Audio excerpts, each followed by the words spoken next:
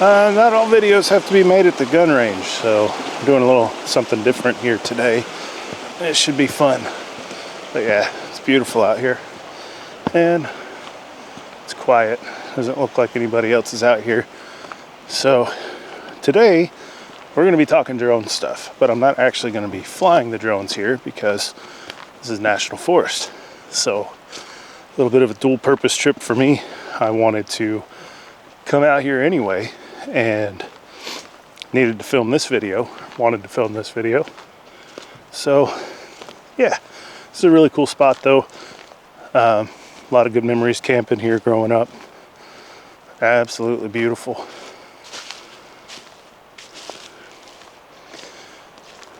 Just remote enough to feel like you're really roughing it, but it's not that bad. You can park over across the creek, bring all sorts of cool stuff with you without it turning into a backpacking death march. I'm out of shape. It used to not bother me this bad. But anyways, get y'all set up and we'll start talking about drones.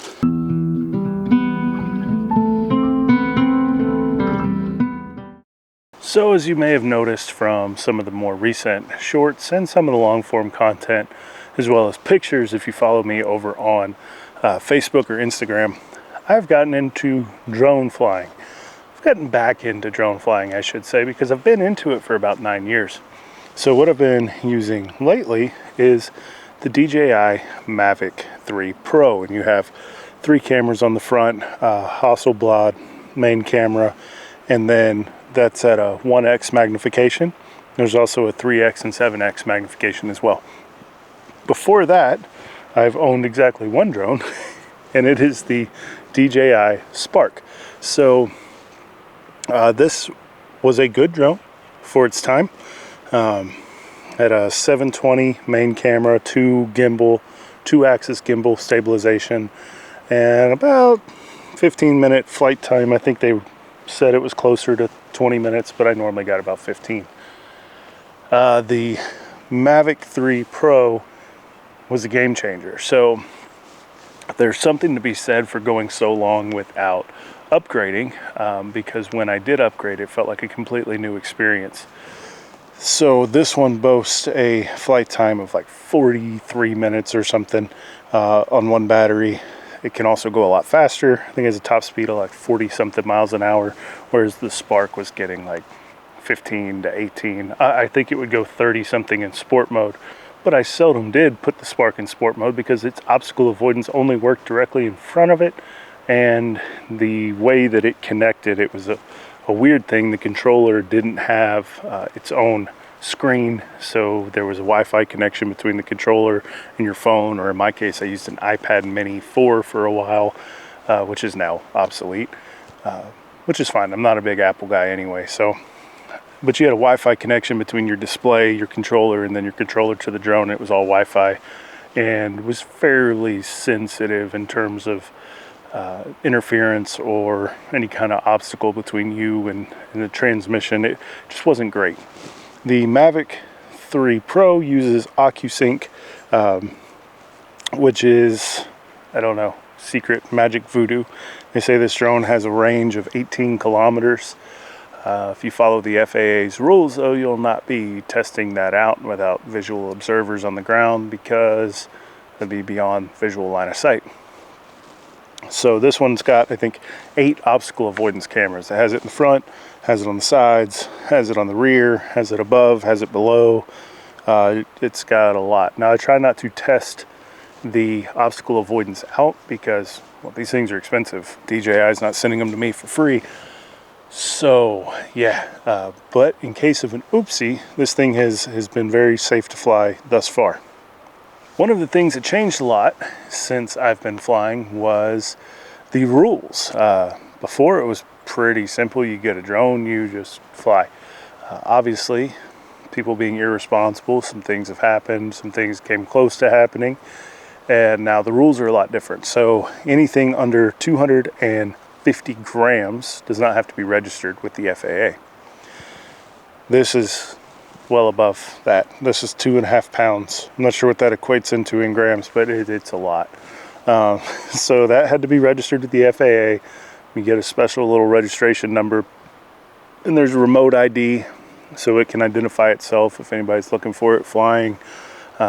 If you have a drone that came out before they had remote ID built in, you got to add something to it.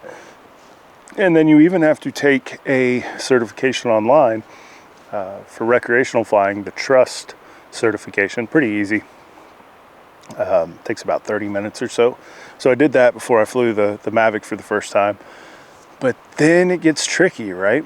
Because if you want to potentially sell your pictures or videos, or if you want to fly for a monetized YouTube channel, or in my case, before and after pictures doing landscaping for customers, or video part of a firearms training class, now that becomes commercial use of the drone.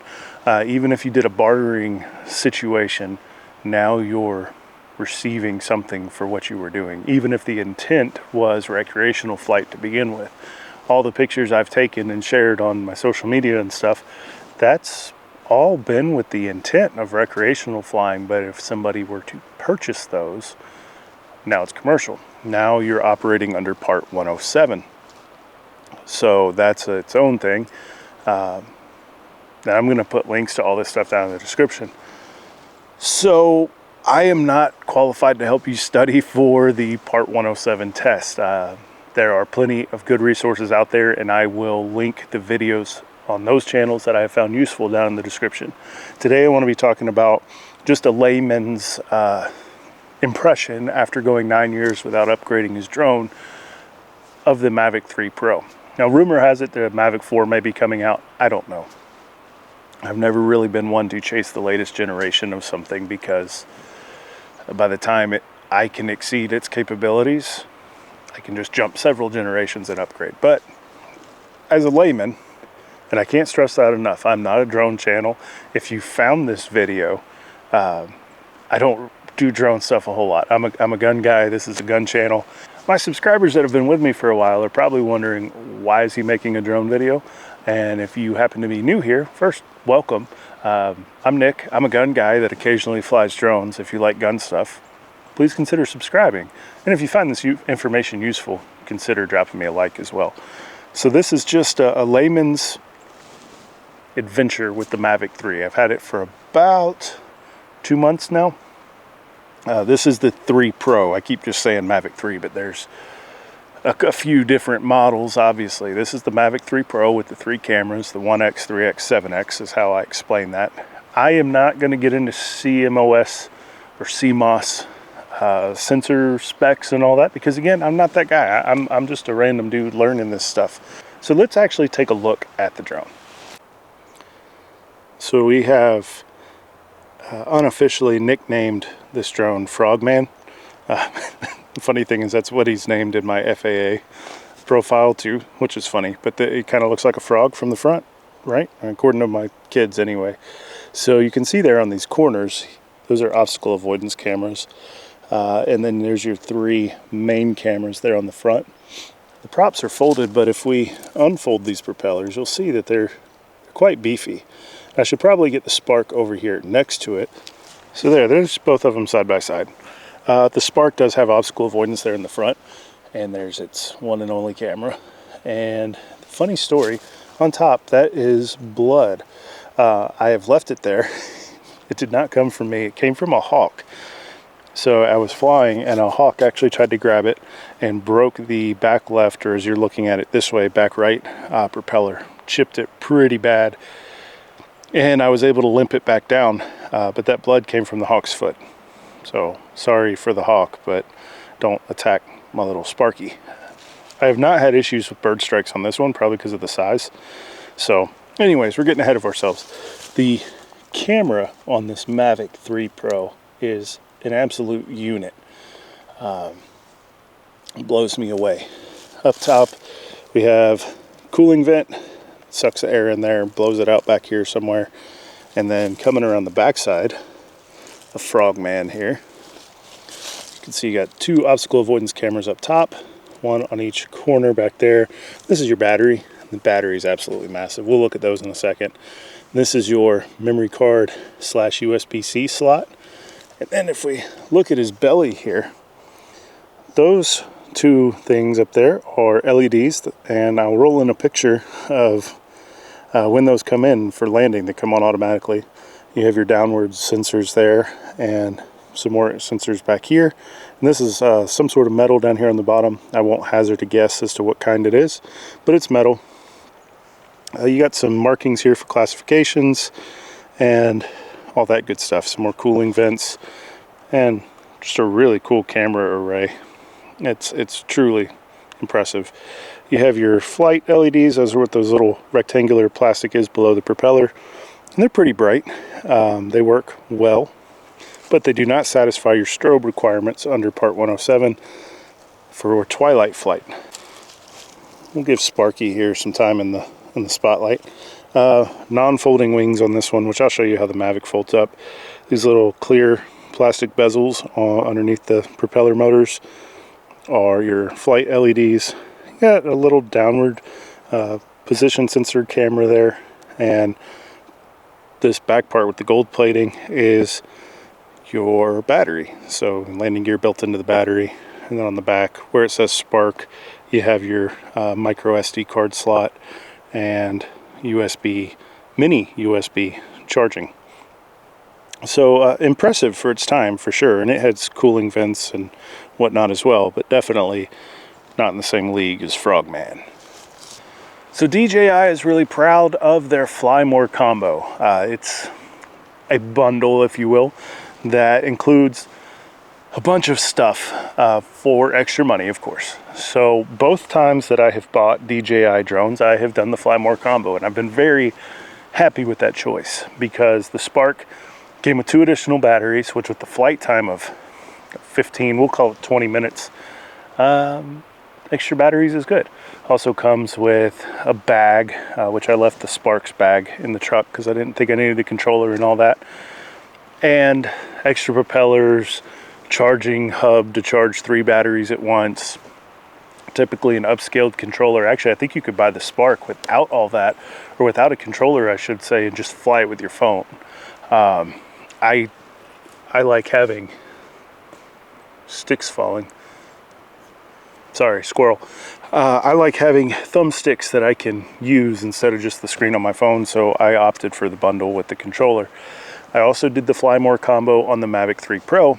Again, I wanted a bag to keep it in, and some people have upgraded to hard cases with foam cutouts. I'm not saying I won't ever do that, but initially I wanted all the things. Came with 8 replacement propellers, which is good. I had to use a replacement propeller on the Spark once, actually twice. One time I went to fly and the battery was not all the way latched in, and it was enough to turn it on, I guess, but I got about 12 feet up in the air and this ejected and this crashed and I broke a propeller. And I was fortunate that was all the damage that was there, because I had seen in the Facebook group that people were snapping the wings, or the arms I should say, off of here. So yeah, lucky there. On the Mavic, come over here just to show you the sheer size of your battery. It's 5,000 milliamp hour battery, just slides into his rear section like so and clicks in pretty good. Now this is one of my favorite features, so I'm going to go ahead and show you. He folds. The back arms fold down, the front arms fold sideways, and I still handle him very gingerly. I know somebody's going to watch this and be like, man, they're built tough. I'm sure they are, but I am hell on electronics. So there's your Mavic folded up, which even folded up is still significantly bigger than the Spark. DJI also includes, so I'm not sure if this is just a Fly More thing or not, but DJI also includes this like muzzle contraption that you slide your gimbal and everything in, and you can put your propellers in there, and it's kind of a pain. Not sure how much this shows. I call it a muzzle. It's a gimbal cover to help protect, you know, the camera, and folds up like so, which is appreciated because I don't want to tear up the camera. So my son's wanting to get in the drones, and I had to explain to him that there's essentially 2 types. There's Drones that happen to have cameras, your FPV stuff, acrobatic drones, and then there's cameras that fly, which is more what this is, and this was for its time. So yeah, I want to protect that. So in terms of ease of use as a hobbyist, I'm not a professional, somebody having fun as a casual, if you will, it's pretty easy to fly. Actually, I would say the Mavic has been easier to fly than the Spark was, partly because of the obstacle avoidance all around it. DJI has been really good, it seems like, with product improvement. And before we go any further, I do want to state, because somebody's going to accuse me of being a DJI fanboy. A fanboy is somebody that irrationally advocates for a particular brand or really expresses their affinity for a particular brand in light of having had experiences with other brands. I'm not a fanboy, this is just all I know. So if you're looking for me to tell you why you should get a DJI over a Autel or a EXO or Skydio, these are just names that I know. I can't really tell you much about anything because I've never flown one. I'm not that guy. Again, I'm a casual. I'm just telling you where my head's at after some time with this and spending the money for that, which we may as well go ahead and cover. I think I paid $800 for the Fly More combo for the Spark, which was literally my first foray into drones. And at the time, I was really scared to spend that amount of money for something that was going to be airborne with me being responsible for it. Because I could break an anvil with a rubber mallet sometimes. Turns out, if you're patient and you don't do dumb stuff, it works out okay. So that was a ton of money then, still a lot of money. And then when I wanted to upgrade, I was actually looking at the DJI Air 3S. The Air 3S was not available at Best Buy, which is where I prefer to buy my electronics because I have a card I use for tech for the channel and stuff like that. For whatever reasons, Customs wasn't letting those in. It was unknown if they would ever be in the big box stores. Some people were having some luck ordering them directly from DJI and having them show up, and others were having their shipments stopped by Customs. As of date of filming, which is February 24th, 2025, I don't think that's been resolved.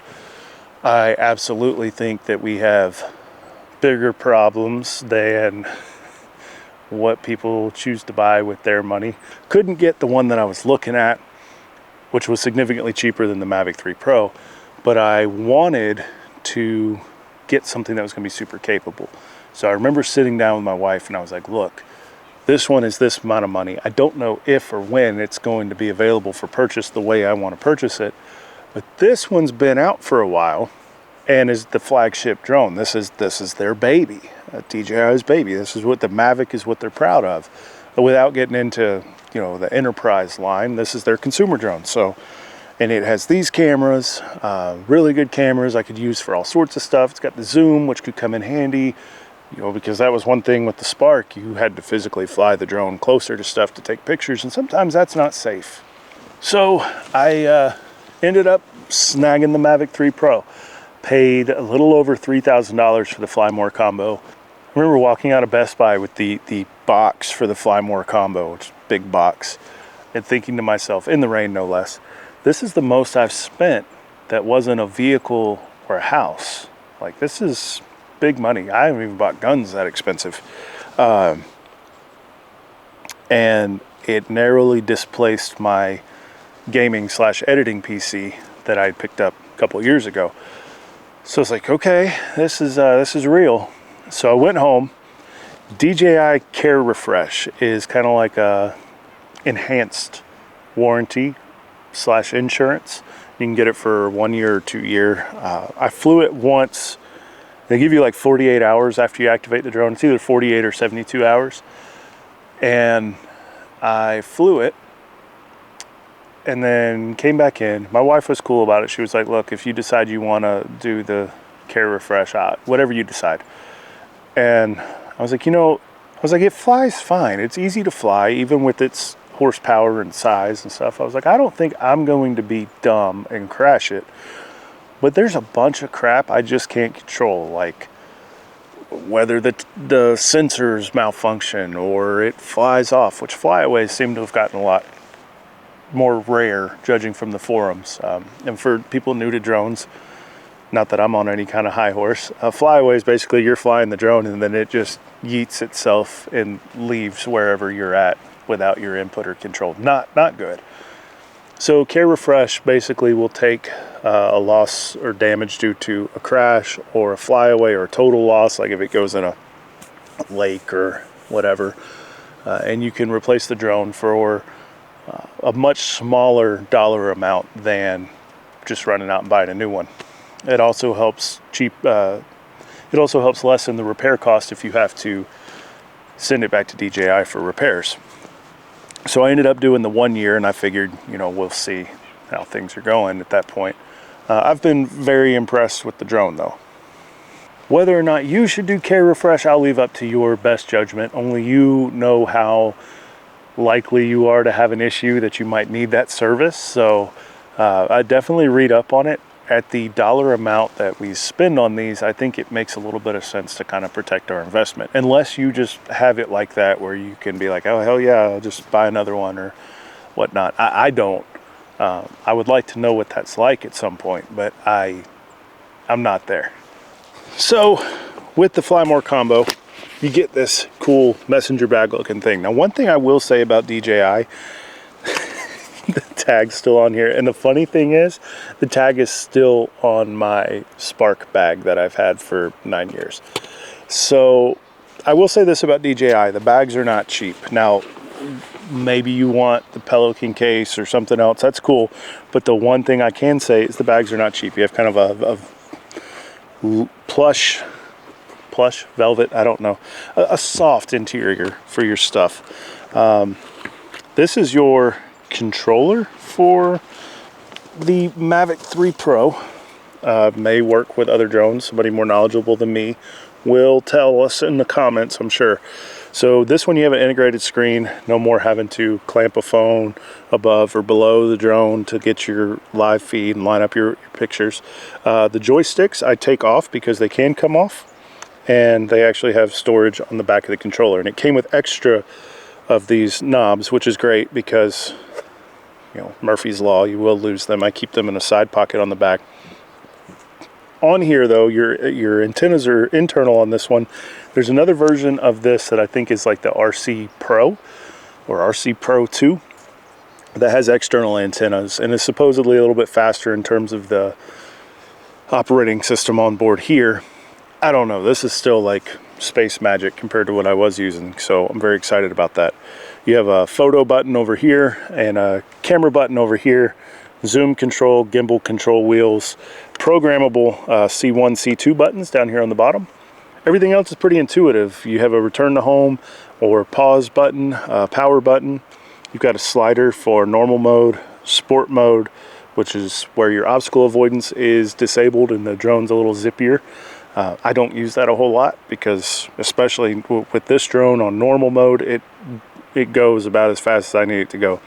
And then going to the left, you actually have a C for cinematic. It slows everything down a little bit to get some smoother shots and videos. I haven't played with that a whole lot. Little humble brag, the clip I'm about to roll in is me in normal mode or doing an orbital shot of a cell tower. I was pretty impressed with how smooth I was able to get that without using cinematic or a preset, which, speaking of presets, this thing will do a ton of cool stuff. It's got active track, which I used at the gun range. I'll roll that clip in at some point in here. And also, I will say, stay to the end if you don't care, or fast forward if you don't want to hear me talk, and I'll post the pictures I've taken so far.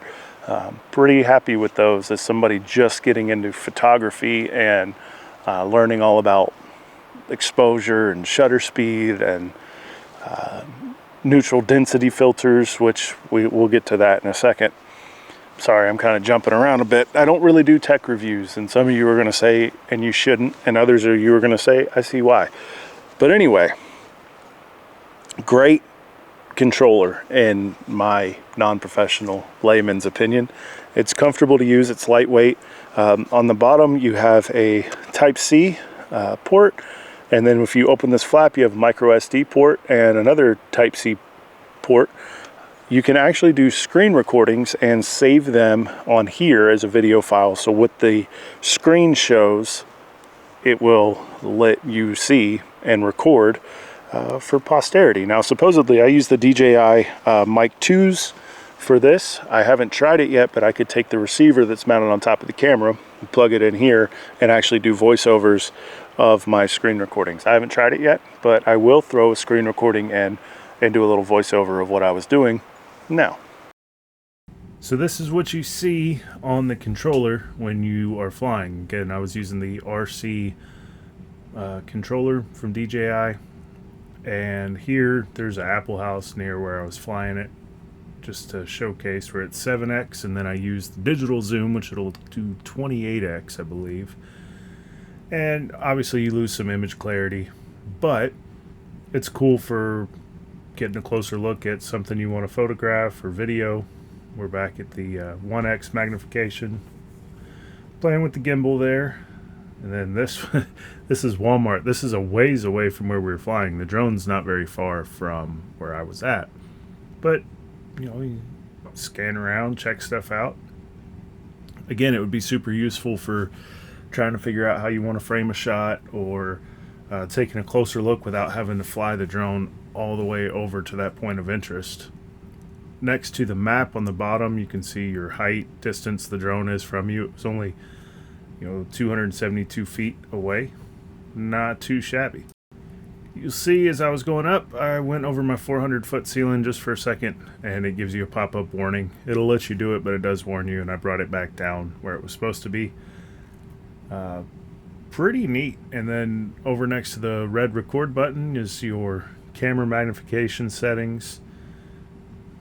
That's just checking out how much everything's grown up around where I was flying compared to how it used to be going out there. It's really cool what all this will do. Up top you have your signal strength to the remote control, your obstacle avoidance, 29 satellites it was connected to. There's where I was parked, and I was gonna show, I had my sons with me, so I wanted to show them, hey look, we can wave at the drone. The little countdown timer is estimated flight time remaining at 70% battery. It gives you a lot of information. Yeah, we'll all wave, say hi. But it's a really cool interface and gives you a lot of intel while you're flying. Also in our handy bag of tricks, and one of the cool things before I put this away, the fact that the joysticks unscrew is great, because then it just slides in there without messing with those. With the Fly More combo, you get this 100-watt power adapter. It's kind of heavy, could double as a weapon, I'm sure. And you get several different outlet plugs, depending on where you're at. So if I happen to hit it big and start traveling to Europe, I've got the plugs for Europe, which is cool. And I also had like a couple for here, normal US plugs. So I've got spares, I guess.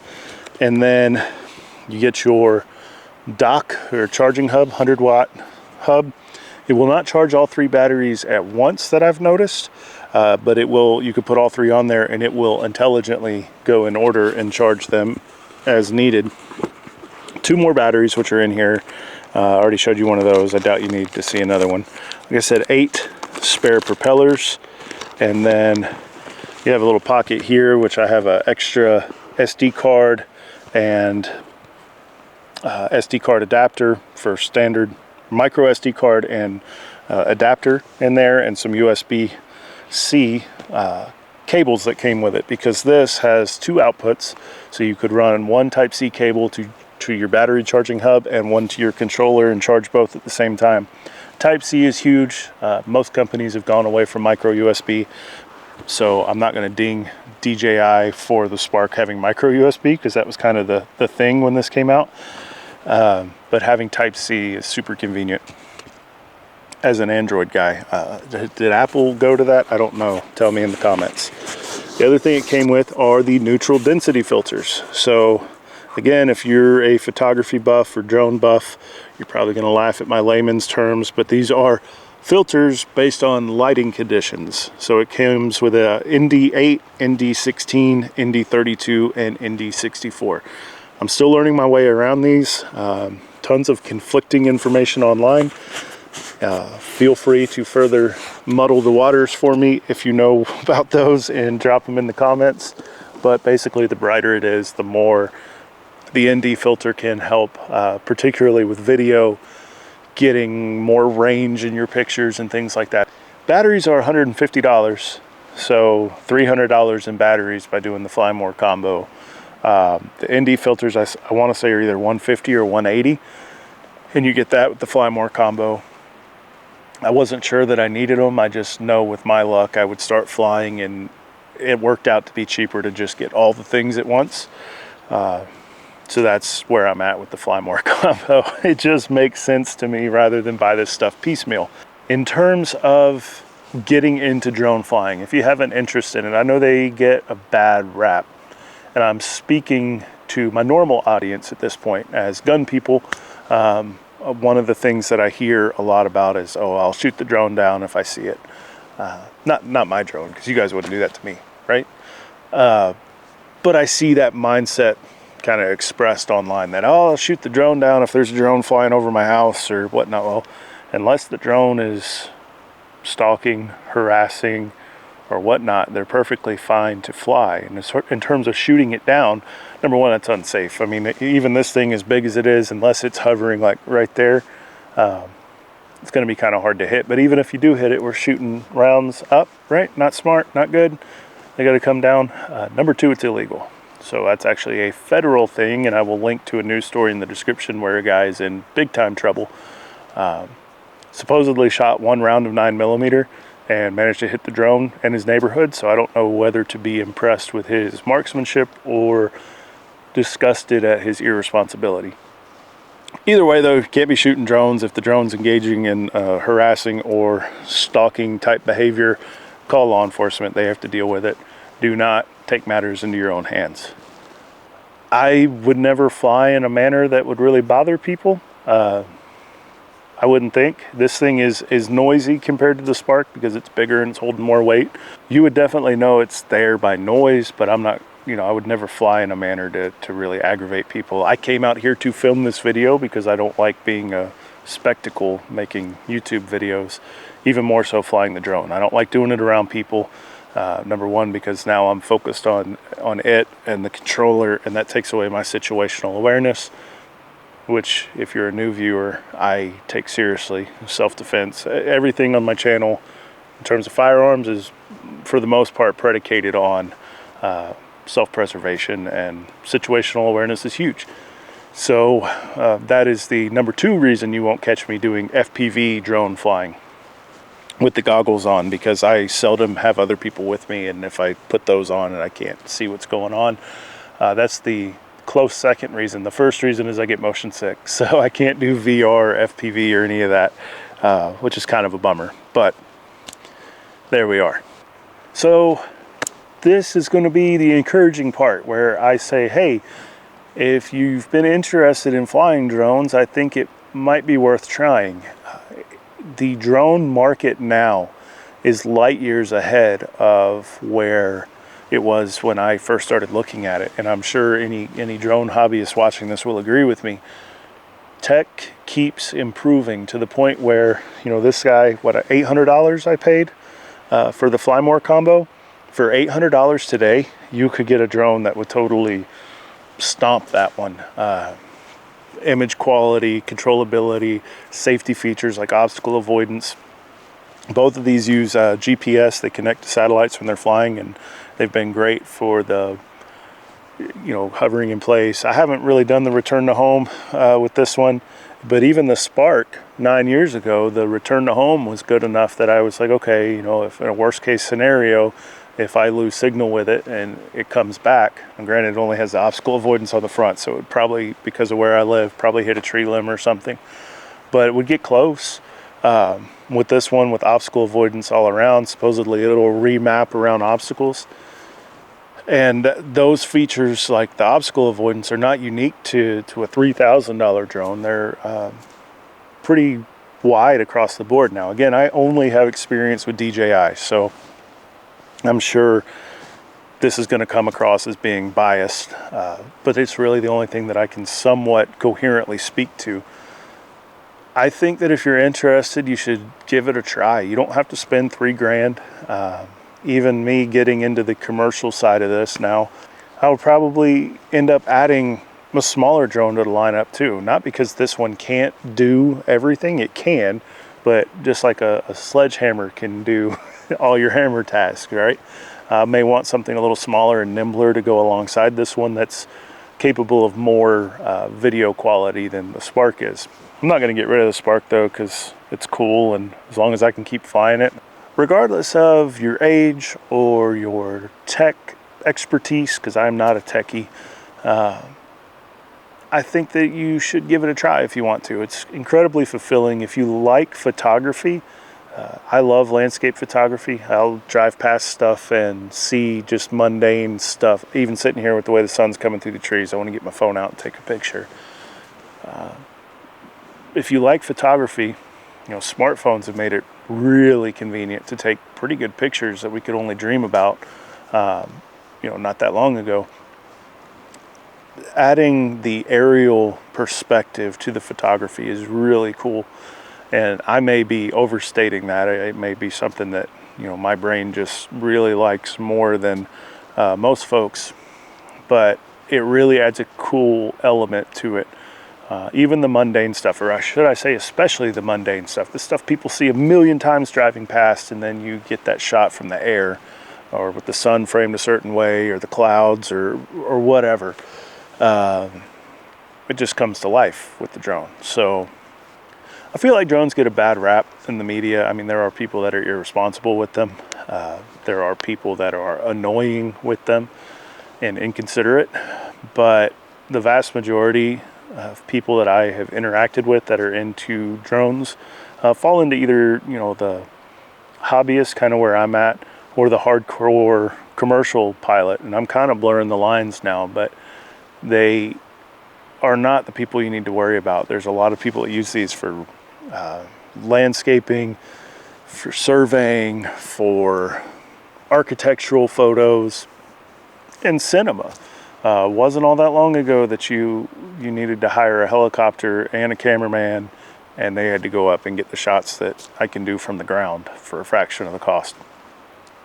So I would say temper what you hear on the news, and remember that there are good old boys like me that are not bothering anybody, that are just nerding out over taking pictures. I just know they get a bad rap, so I wanted to cover that. But if you have an interest in flying and there's questions I can answer, ask away down in the comments. I'll do my best to answer them. If it's above my pay grade or experience level, which it very easily could be, I will try to find you the answer and we'll learn together. So anyways, I hope this video was informative. If you have questions about either of these, let me know. If you like gun stuff, consider subscribing, sticking around, checking out some of my other content. I do primarily gun stuff, but every now and then I get wild hair to do different things. And if you found the information helpful, please consider giving me a thumbs up. Well, enjoy the pictures. Let me know what you think down in the comments, and I'll see you next time.